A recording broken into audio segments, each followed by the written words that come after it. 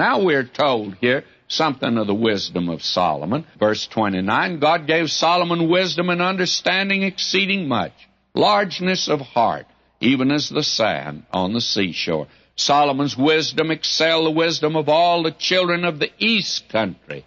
By the way, that's where the wise men came from the east, and all the wisdom of Egypt. For he was wiser, and then certain wise men are mentioned, and here 4 wise men are mentioned that were outstanding.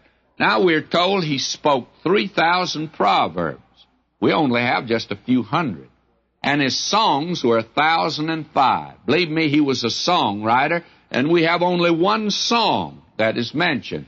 And he spoke of trees. He was a dendrologist, from the cedar tree that's in Lebanon, even unto the hyssop that springeth out of the wall. That's a little humble thing that grows on rocks. He spake also of beasts. He was zoologist, and of fowls, and of creeping things. Well, he was a bugologist and of fishes. He was an authority in these particular realms. This apparently the beginning of the sciences. This man Solomon was interested in those things. And there came of all people to hear the wisdom of Solomon from all kings of the earth, which had heard of his wisdom. Now he gained a worldwide reputation for his wisdom, and they came to hear it. Now we have very few of the Proverbs that he wrote, but it's in the book of Proverbs. And as we've said before, these are extremely helpful to any young man entering life. Certain great principles are put down there that should guide a man in life, guide him in his business.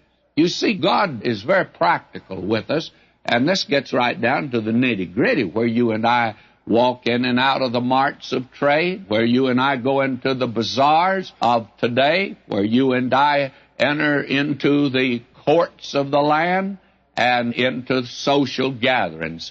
There are certain great principles that are put down there that would guide the young man today. I'm not trying to say he'd be living the Christian life, but he sure would have marvelous guidelines given to him there. We'll have an occasion, of course, to see that later.